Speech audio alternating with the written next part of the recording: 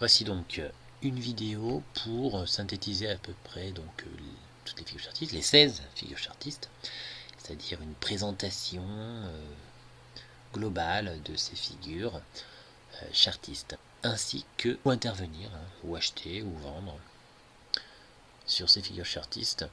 Mais la présentation reste globale et donne des exemples et une vision aussi schématique de chaque figure chartiste. On va commencer par la première figure chartiste qui est l'épaule tête-épaule et l'épaule tête-épaule inversée.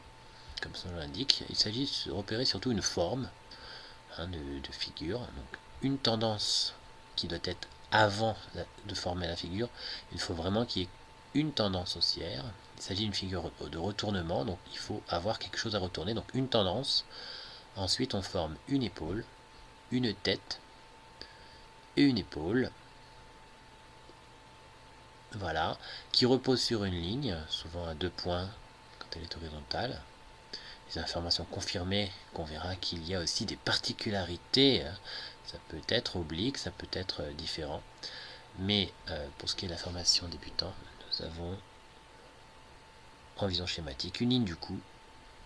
On la franchit, ce qui donne une orientation généralement baissière, et c'est seulement dans la formation confirmée qu'on verra qu'il y a, une fois qu'on sort de la figure, une probabilité d'atteinte d'un objectif calculable, un deuxième objectif calculable, et que ces probabilités reposent sur une étude concrète. Ils ont étudié plus de 1000 figures, 300, 500 figures, et sur le total, ils se sont aperçus qu'on atteignait l'objectif avec un certain taux. Voilà.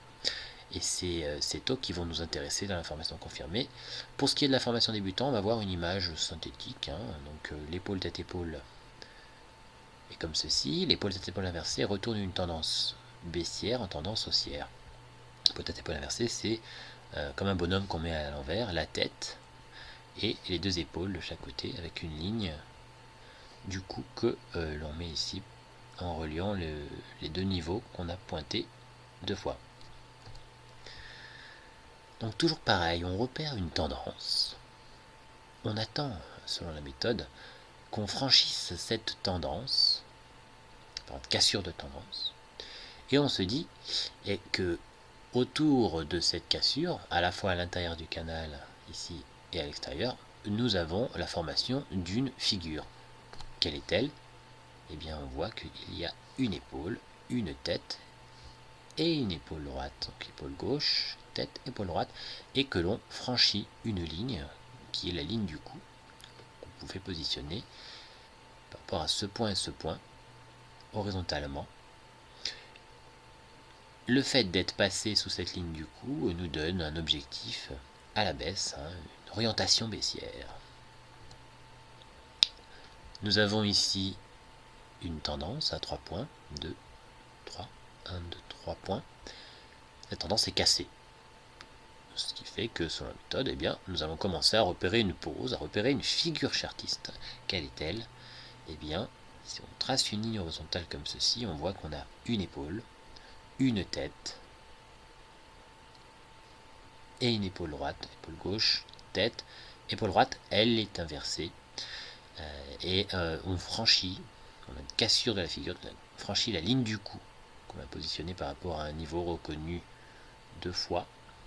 Bon, assez approximatif tout de même, vous voyez que il y a le fil de bougie qui a dépassé, et finalement cela donne une orientation haussière. Voilà, donc c'est l'épaule tête-épaule inversée, avec toujours cette méthode de repérer une tendance qui est cassée et autour de celle-ci trouver une figure. On va répéter l'exercice pour chaque figure.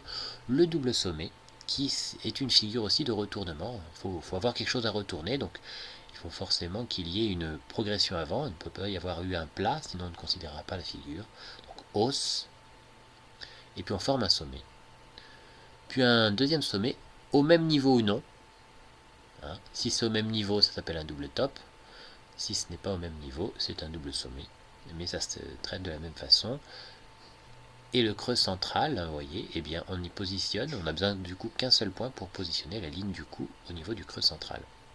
Quand on passe de l'autre côté de la ligne du cou, on s'oriente à la baisse. Pour le double creux, eh bien, on a une tendance baissière. Ensuite, on a un creux, un deuxième creux. On a un sommet entre les deux creux. On y positionne une ligne du coup, un seul point suffit. Et ensuite, quand on franchit la ligne du coup, on s'oriente à la hausse. Exemple, nous avons un canal ici parallèle haussier à 2 points en bas, 1 point, 2 points. Quand on y fait la parallèle, on trouve bien 2 points avec une petite incursion. Et finalement, on vient casser, on ne prend pas en compte les incursions haussières sur cette méthode, on vient casser la tendance à la baisse. Eh bien, on peut se dire qu'on va former une pause qui s'étend à la fois à l'intérieur dans le canal et aussi à l'extérieur, des fois bien à l'extérieur. Mais pour cette figure, Chartiste qui est un double sommet, regardez, double sommet, un deuxième sommet, quasi au même niveau, ici, mais bon, les sommets décalés, ça marche aussi. Eh bien, nous avons un creux central sur lequel on positionne la ligne du coup. Quand on franchit cette ligne du coup, eh bien, on doit s'orienter progressivement à la baisse.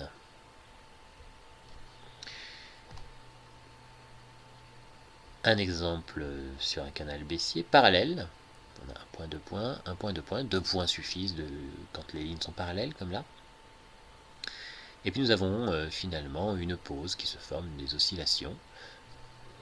Et cette pause est un double creux. Vous voyez, un peu décalé. Un creux, un autre creux. Le sommet entre les deux creux se trouve ici. On y positionne la ligne du coup. Quand on franchit cette ligne du coup, eh bien on doit, selon une certaine probabilité, s'orienter à la hausse. Probabilité qui diffère selon les figures, puisque par exemple, le double sommet dont tout le monde parle très souvent, finalement ne représente que 40% de taux d'atteinte de son objectif. C'est des choses que l'on voit, par exemple, dans la formation confirmée, on voit les pourcentages et une manière de traiter ces pourcentages, ces probabilités, pour se donner le plus de chances de réussite en sélectionnant les bonnes configurations au bon moment. Le triple top, eh bien, c'est un peu comme le double sommet, mais il doit y avoir finalement 3 oscillations ou plus, parce qu'il peut y avoir des quadruples top, et quelque chose à retourner, une tendance avant, puisque c'est une figure de retournement. Souvent, la ligne du coup est positionnée sur 2 niveaux repérés. On repère 2 fois ce même niveau, c'est la ligne du coup. Quand on passe de côté, on s'oriente à la baisse. Pour le triple bottom, donc cette fois-ci dans l'autre sens, on retourne une tendance baissière en tendance haussière, avec une ligne de coup qui se positionne sur un niveau reconnu 2 fois, et nous avions bien un creux, un autre creux, 3 creux. Voilà. Exemple, nous avons toujours la méthode qui consiste à repérer des tendances. Canal, un point, 2 points, on fait la parallèle, on trouve point, 2 points, et on voit qu'on franchit cette tendance haussière pour former ensuite une figure. Quelle est-elle? Il s'agit d'une pause, donc une figure chartiste qui repère un niveau horizontal à l'identique ici, ligne du coup, et on a un sommet, un deuxième sommet, un troisième sommet, c'est le triple top. Un top, 2 tops, 3 tops, parce que le top c'est les sommets, et on franchit la ligne du coup, on est censé s'orienter à un certain objectif avec un certain taux d'atteinte de ce même objectif. Voici un exemple à la baisse canal baissier parallèle, on voit bien que c'est parallèle à 2 points. Ensuite, eh bien, on franchit ce canal de tendance par le haut, et on va voir qu'on va former une pause qui n'est autre qu'un triple bottom, puisque en bas de cette baisse, eh bien, nous avons un creux, un deuxième creux, un troisième creux, donc 3 bottom, 3 plus bas repérés, avec même des oscillations entre, et finalement un niveau reconnu 2 fois, une fois ici, une deuxième fois ici avec une petite incursion, et finalement on franchit. Donc les petites incursions, les petits détails comme ça, ça on le voit dans la formation confirmée, effectivement qu'il y a des petites particularités peut-on ou pas valider la figure? Il y a des critères à respecter pour se donner une note d'honnêteté, quand même, des notes, il y a des façons de faire. Voilà. Donc quand on casse la ligne du coup, on est censé s'orienter à la hausse selon une probabilité de réussite, c'est-à-dire que parfois ça échoue et parfois ça réussit, mais à quelle probabilité, quelles sont les probabilités les plus intéressantes, c'est ça qui est intéressant à exploiter avec toute une méthode là-dessus. Pour l'instant nous sommes dans la formation débutant et nous avons déjà des détails intéressants. Par exemple là nous voyons le VTOP avec finalement un VTOP aussi une figure de retournement qui a aussi une ligne de coup mais qui est différent. On retourne une tendance, donc il y a une tendance haussière avant, un V avec un petit arrondi. Alors attention, le petit arrondi peut se trouver à droite ou à gauche du V. Ici il est à droite sur cet exemple, donc on a un V et un petit arrondi. Entre les deux, on positionne la ligne du coup, on n'a besoin que d'un seul point, le creux qu'il y a entre le V et le petit arrondi. Voilà, et finalement, le V bottom, c'est la même chose, mais dans l'autre sens. On a un V avec son petit arrondi qui peut être à droite ou à gauche, et on franchit la ligne du coup pour s'orienter dans l'autre sens. On va voir des exemples. Alors ici, on repère un support, un point, 2 points, 3 points. Et ce support, eh bien, on le franchit. À partir du moment où on a franchi ce support, 3 points, on se dit qu'on a cassé, on fait une cassure de la tendance, et qu'il faut tenter de repérer une figure chartiste qui va se construire, qui est en cours de construction, et c'est celle-ci. Donc à partir de là, on voit une figure chartiste qui est un petit arrondi avec un V. On voit que le petit arrondi est à gauche, et on a un V, et on franchit la ligne du coup que l'on positionne entre le petit arrondi et le V. Ce qui donne une orientation à la baisse, selon la théorie chartiste. Bien sûr, ça ne marche pas à tous les coups, mais il y a des probabilités intéressantes. Autre exemple, un support, une résistance à 3 points, résistance 3 points, même 4 points, qui est cassée, cassure de la tendance. Il doit y avoir une pause, des oscillations qui peuvent se former. Et finalement, cette pause est un V bottom ici, avec un petit arrondi à gauche, un V, et un franchissement de la ligne du coup que l'on positionne entre le petit arrondi et le V, le sommet qu'il y a entre les deux ici. Les lignes du coup qui nécessitent un seul point finalement ici.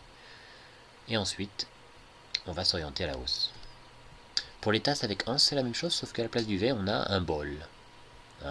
Et que les tasses avec ans peuvent aussi servir à continuer une tendance. C'est-à-dire que ça ne retourne pas forcément une tendance, ça peut aussi la continuer. Donc on peut avoir une tendance qui est haussière avant de former un bol avec sa anse, une tasse avec sa anse,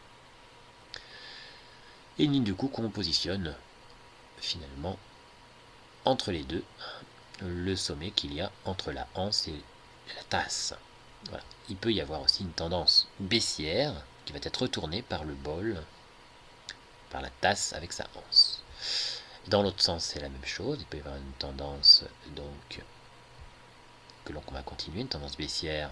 On forme la tasse qui cette fois-ci est retournée avec la anse et on franchit la ligne du coup que l'on positionne au creux situé entre la tasse et la anse.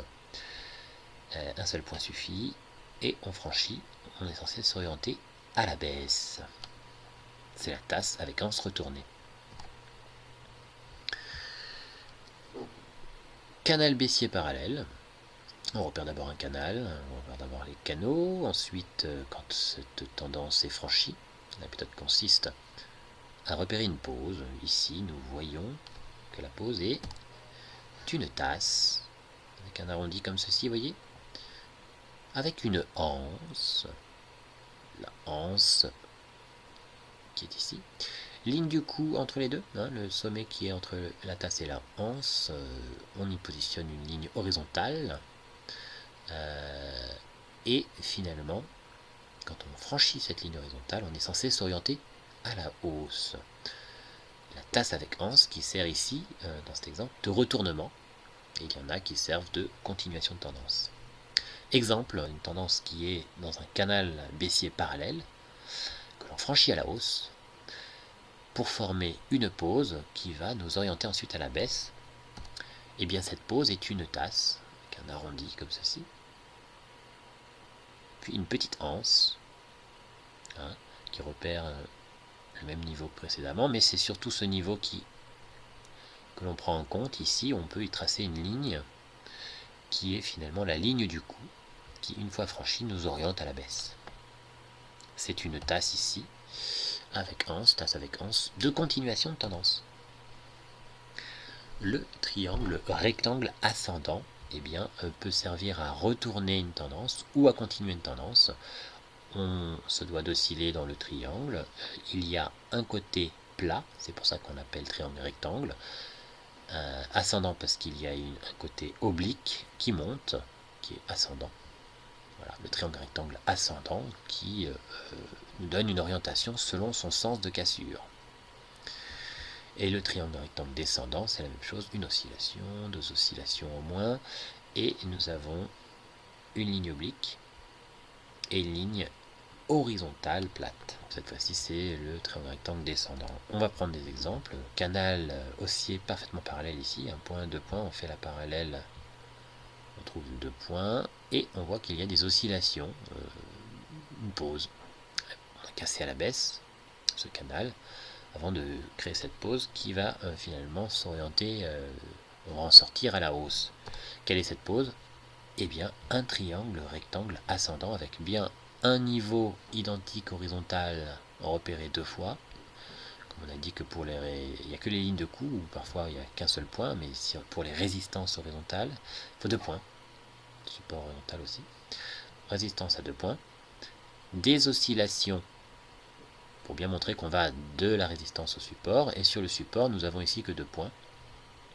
Alors, on verra dans l'information confirmée qu'il y a des particularités par rapport à ces deux points, mais que dans ce cas-là, on s'oriente à la hausse. Canal parallèle baissier, on franchit ce canal parallèle baissier à la hausse, on va opérer une pause finalement, et cette pause est un triangle rectangle, cette fois-ci descendant, puisqu'il y a une oblique descendante à plusieurs points, et un support horizontal à deux points, qui ici est franchi à la baisse, donnant une orientation baissière. Voilà, et puis il y a certains objectifs à respecter effectivement. Triangle symétrique, cette fois-ci, à la hausse. Va-t-on casser d'un sens ou d'un autre? Les probabilités ne sont pas les mêmes, les probabilités de taux d'atteinte des objectifs ne sont pas les mêmes selon qu'il y ait avant une tendance haussière ou une tendance baissière. Il faut y faire attention, ce n'est pas les mêmes taux de réussite. Le triangle symétrique qui casse à la hausse, le triangle symétrique qui casse à la baisse, peuvent provenir soit d'une tendance baissière, soit d'une tendance haussière. Nous voyons qu'il y a des critères à respecter. Donc, exemple, canal parallèle ici. On voit bien qu'il y a deux points au moins avant qu'on franchisse le canal, deux points sur les deux lignes.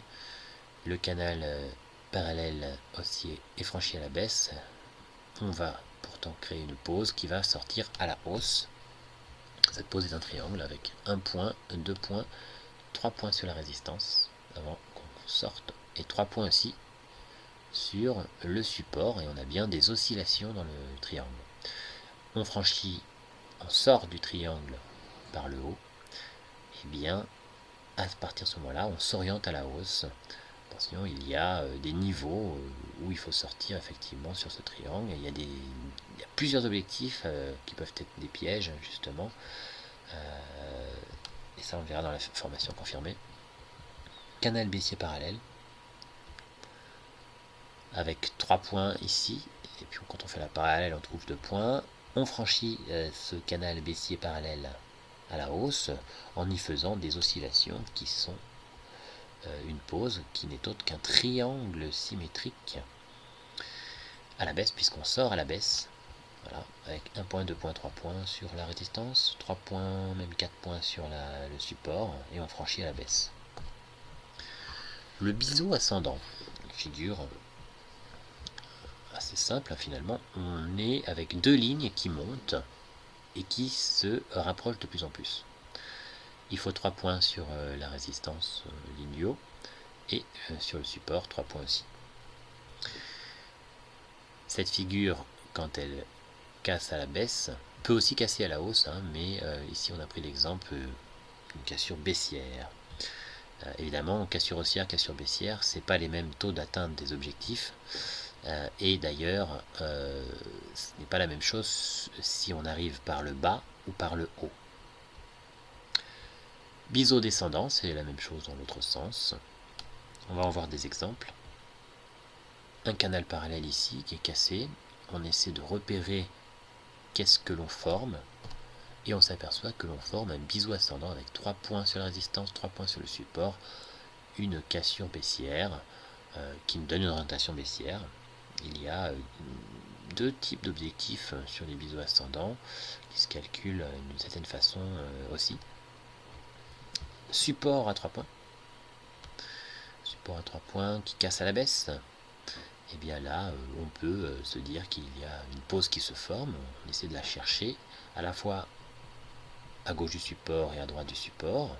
Et cette pause, eh bien c'est un biseau descendant avec 1 point, 2 points, 3 points sur la résistance.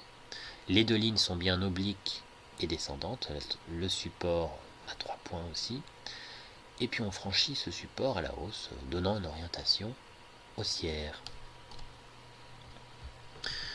Nouvelle figure, l'élargissement, élargissement symétrique à la hausse, quand il casse à la hausse, et élargissement symétrique à la baisse quand il casse à la baisse, avec deux lignes aussi ici. 3 points le plus souvent sur les deux lignes, mais il y a des particularités que l'on voit plutôt dans l'information confirmée. Là, nous voyons une vision globale. Et c'est pareil, hein, simplement, à la baisse, c'est pareil, sauf que on peut provenir d'une hausse ou d'une baisse, tendance haussière ou baissière avant de former la pause, où nous avons deux lignes qui s'élargissent de plus en plus, hein, qui s'éloignent de plus en plus l'une d'elles.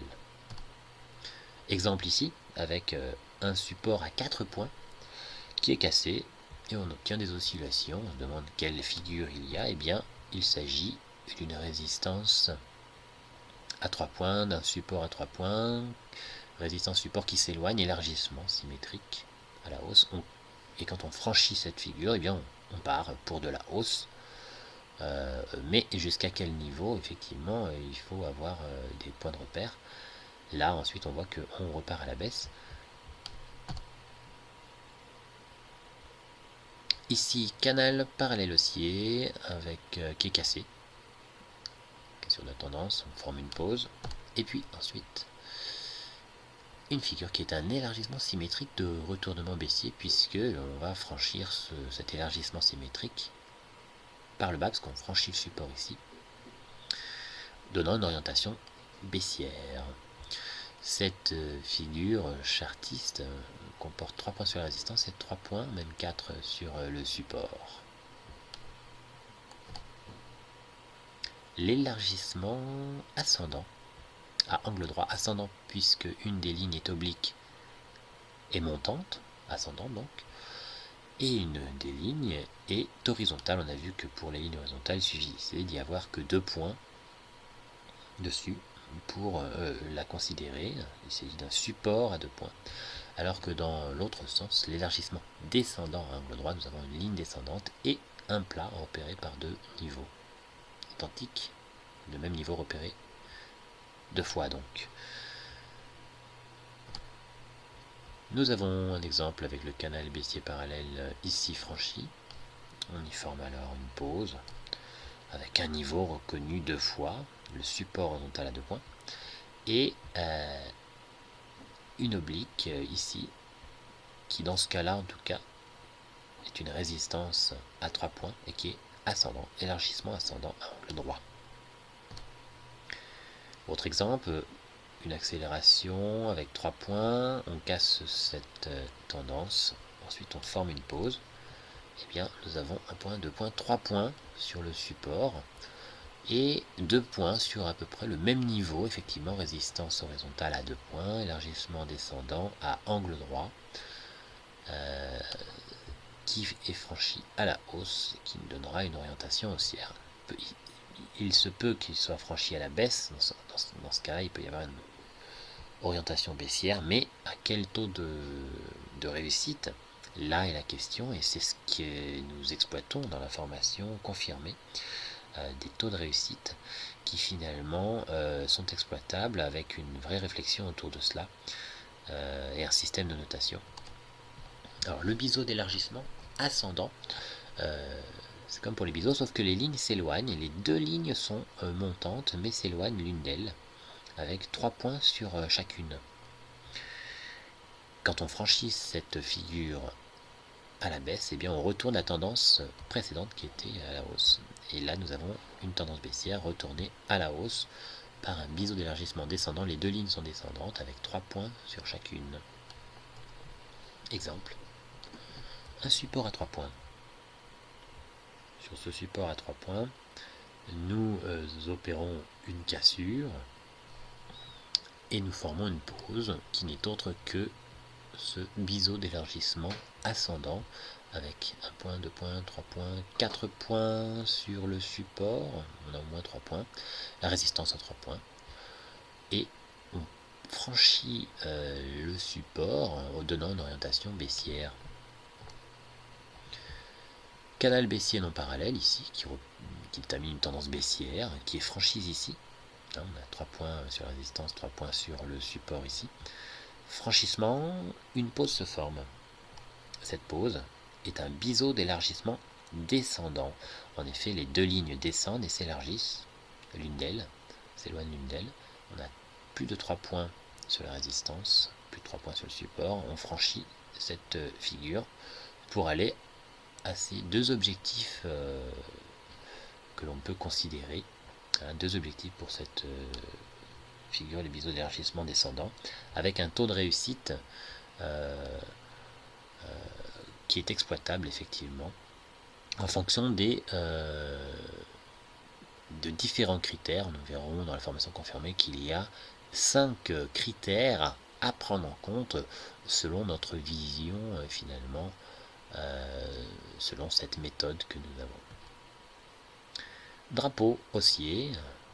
Drapeau est une figure de continuation de tendance la plupart du temps, donc hausse, et puis une pause qui redescend un peu entre deux lignes parallèles en oscillant.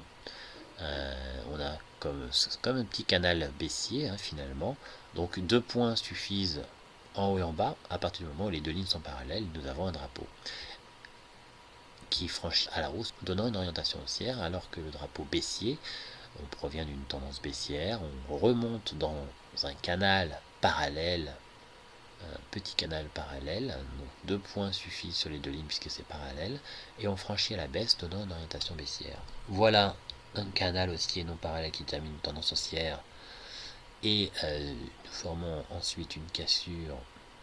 C'est là qu'on va chercher de quelle figure s'agit une pause, quelle figure chartiste. Eh bien, c'est un drapeau haussier avec 1 point, 2 points sur cette résistance. Quand on y fait la parallèle, on trouve aussi 2 points, même 3, et on va attendre qu'on franchisse ce drapeau à la hausse pour avoir une orientation haussière.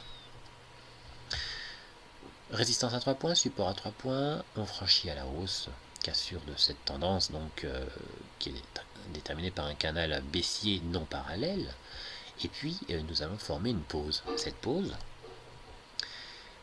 est un drapeau baissier, dans une tendance baissière, un drapeau baissier qui nous permet de continuer la tendance baissière, une pause dans la tendance baissière pour la continuer ensuite. On franchit ce drapeau à la baisse, les deux lignes sont bien parallèles avec au moins 2 points. Le fanion haussier et le fanon baissier, c'est pareil que le drapeau, sauf qu'il y a obligatoirement 3 points sur les lignes. On verra d'ailleurs qu'il y a des particularités dans la formation confirmée, puisque parfois on peut n'y avoir que 2 points, mais que ce n'est pas n'importe où. Voilà. Pour le fanion baissier, tendance baissière, que l'on continue après une pause qui est ce fanion, avec 3 points sur les lignes. Les lignes ne sont pas forcément parallèles. Nous avons une tendance haussière dans un canal qui là est parallèle. Cette tendance haussière est franchie à la baisse. Selon la méthode, nous devons ensuite déterminer quelle figure est en cours de formation, à la fois à gauche dans le canal et à droite en sortie de canal. Quelle est cette figure? Eh bien, c'est un fanion haussier, puisqu'il y a 3 points sur une résistance. Ici, nous avons aussi 3 points sur un support. Et on franchit le fanion à la hausse, donnant une orientation haussière. 3 points sur une résistance baissière, tendance baissière, franchie à la hausse. Eh bien, nous pouvons nous demander quel type de pose, quel type de figure chartiste nous allons former. Eh bien, cette fois-ci, il s'agit d'un fanion baissier avec au moins 3 points sur le support. Et sur la résistance ici, nous avons aussi au moins 3 points. Franchissement du fanion à la baisse, donnant une orientation alors baissière pour continuer la tendance baissière qui précédait le fanion. Les rectangles, c'est la même chose que les drapeaux et les fanions. Ça permet de continuer le plus souvent une tendance, le plus souvent seulement, avec une ligne horizontale avec au moins 2 points et une ligne au-dessus résistance. Une deuxième ligne horizontale, le support à 2 points aussi. Quand on franchit la figure par le haut, eh bien, on donne une orientation haussière. Dans l'autre sens, le rectangle baissier, on a bien 2 lignes repérées par 2 points, chacune, 2 lignes horizontales. Quand on franchit le rectangle par le bas, eh bien, on obtient une orientation baissière. Canal baissier parallèle, cassure haussière ici, de la tendance.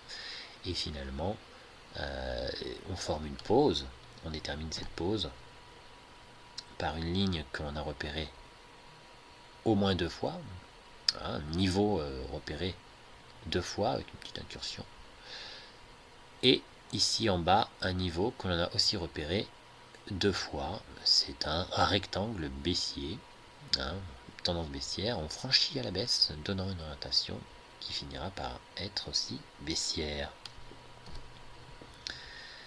Autre exemple, un canal parallèle aussi ici qui est cassé à la baisse, mais nous formons des oscillations pour former une pause avant de reprendre la tendance haussière. Quelle est cette pause? C'est un rectangle haussier, 2 niveaux repérés sur une même ligne, ensuite 2 niveaux repérés sur une nouvelle ligne, cette fois-ci support, donc on a une résistance, un support ici aussi, et un franchissement ici de la résistance qui va nous donner finalement par la suite une orientation haussière. Le rounding bottom, très simple, nous avons une progression, et puis nous avons un bol qui prend du temps à se former avec un plat, vous voyez, il est langoureux à se former, un bol, et on peut y positionner une ligne de coup sur le haut du bol, avant d'y attendre une hausse par le franchissement de cette ligne du coup. Le rounding bottom qui peut aussi servir à retourner une tendance et qui est dans ce cas-là plus difficile à déterminer et à gérer. Ici nous avons une tendance baissière, un creux qui est formé qui nous servira de ligne de coup, et puis nous formons un bol qui prend un certain temps, un arrondi, et qui franchit la ligne du coup, donnant une orientation baissière. Nous avons donc le rounding bottom qui est un bol dans le bon sens, et un bol retourné, c'est le rounding top. Comme toujours, on continue notre méthode, on repère des tendances, support aussi à 3 points, cassé, et puis on forme une pause, la pause est un bol. Un rounding bottom. Le bol dans le bon sens, c'est le rounding bottom, on casse à la hausse. Cassure de la figure, orientation haussière, la ligne du coup est positionnée sur le plus haut du bol, du début du bol. Canal baissier, tendance baissière, cassure de cette tendance baissière pour former une pause qui n'est autre qu'un bol retourné, un rounding top. Le creux qu'on a formé avant de former le bol est le point de repère pour y positionner une ligne horizontale, la ligne du coup, qui, une fois franchie, donnera une orientation baissière la plupart du temps, effectivement, puisque les figures chartistes peuvent obtenir des résultats dans le sens voulu ou non, selon des probabilités qu'il faut connaître, qu'il faut étudier et qu'il faut gérer pour se mettre le plus de chances possible. Par exemple, une figure qui aura 70% de taux d'atteinte de son objectif, dans certains cas, n'aura pas toujours 70% de taux d'atteinte d'objectif. Dans d'autres cas, suivant que la tendance précédente est par exemple baissière ou haussière, déjà ça change quelque chose sur ces taux de réussite qu'il faudra exploiter en espérant prendre les meilleurs taux de réussite. C'est ce que nous verrons dans la formation confirmée. Le diamant, dernière des 16 figures chartistes, le diamant, figure plus complexe, plus rare aussi, mais qui a des taux de réussite intéressants tout de même, en tout cas qu'on peut tenter d'exploiter. Le diamant, donc, qui est composé par 4 lignes, un peu comme si nous avons un élargissement couplé à un triangle. Voilà.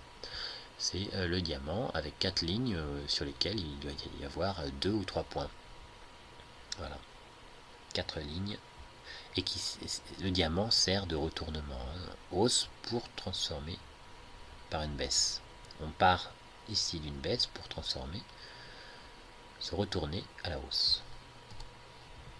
Alors nous avons un exemple, nous avons quelques exemples. Support à 3 points, cassure, et puis on attend de voir qu'est-ce qui se forme. Eh bien, on forme un diamant. 3 points sur cette ligne, 3 points sur cette ligne, 3 points ici, 3 points partout sur ce diamant.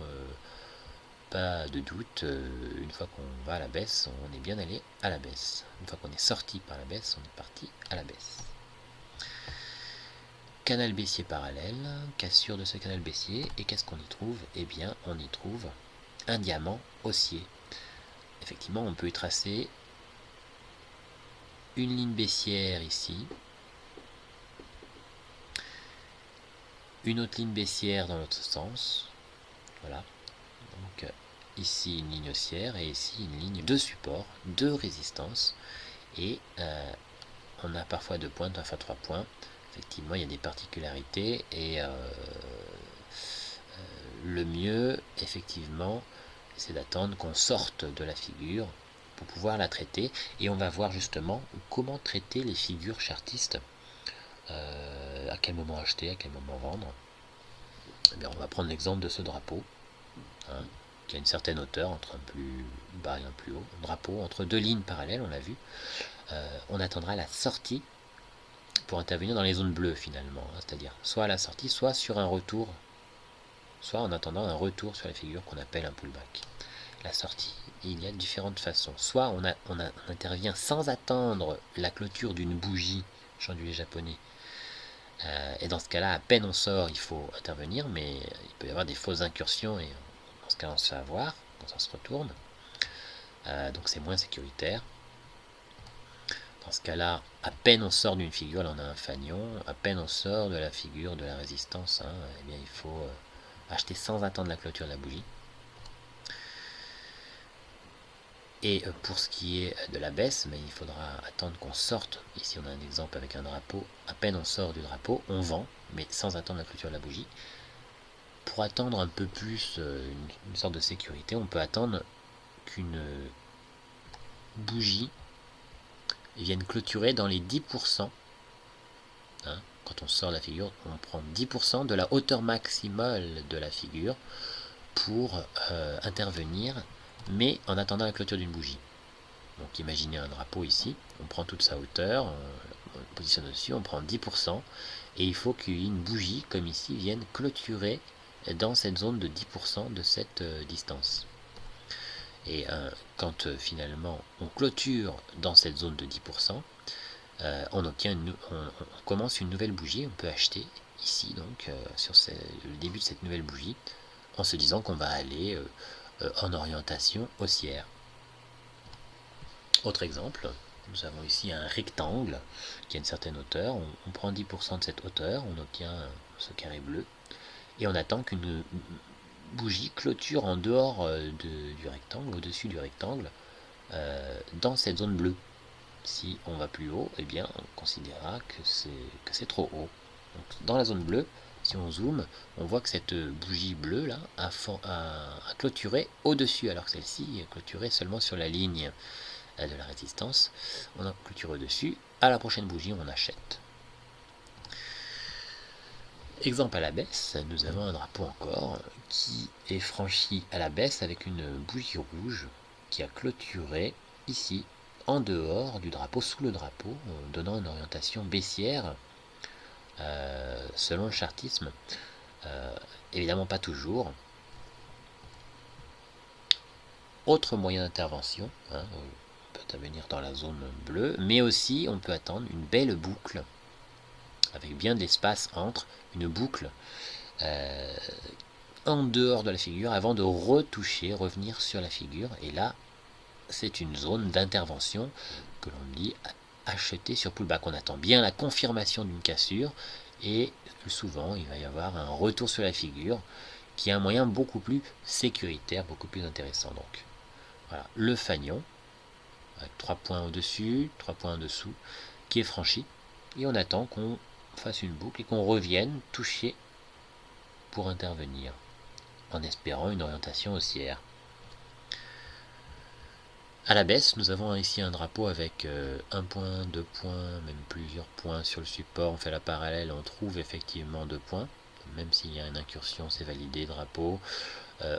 Ensuite, quand on franchit à la baisse, on attend un petit arrondi, voire un arrondi plus conséquent pour intervenir. On avait donc 2 niveaux où on revenait sur le drapeau, où on pouvait jouer la baisse. Voilà pour cette formation simplifiée pour débutants qui permet d'avoir une vision globale du chartisme, et on verra que sur la formation finalement expert, plutôt confirmé, puisque expert c'est encore bien au-delà, le niveau confirmé c'est l'exploitation des probabilités, des taux de réussite, la compréhension de tout ce qui est les calculs, les objectifs, la compréhension de certains pièges pour reconnaître vraiment les figures avec des particularités. Et la formation confirmée, c'est aussi beaucoup d'éléments concrets, c'est-à-dire que sur la formation confirmée, il y a énormément d'exemples de figures qui permettent une expérience visuelle, puisque le trading c'est de l'expérience visuelle avant tout. Et c'est grâce à cette expérience visuelle qu'on obtient de la réussite, puisqu'il faut de l'expérience pour vraiment valider les bonnes choses. Confirmation confirmée, où nous verrons 5 critères de notation pour obtenir une note sur 10 des configurations permettant d'avoir les meilleures probabilités dans le bon sens. En respectant ces critères et la méthode, tout le cheminement, on obtient des résultats intéressants. Cette formation débutante est essentielle avant de passer au-dessus, à un niveau supérieur, c'est-à-dire la formation confirmée. On verra qu'il y a la formation expert qui va d'ailleurs encore plus loin avec beaucoup plus de précision sur les money management, beaucoup plus de détails avec une précision chirurgicale, des calculs précis pour quelque chose de très professionnel. Voilà donc pour cette formation débutant. Nous allons rajouter quelques bonus pour une meilleure compréhension de la structure de la courbe, ce qui devrait vous permettre déjà de vous faire vos premiers débuts dans le chartisme et le trading.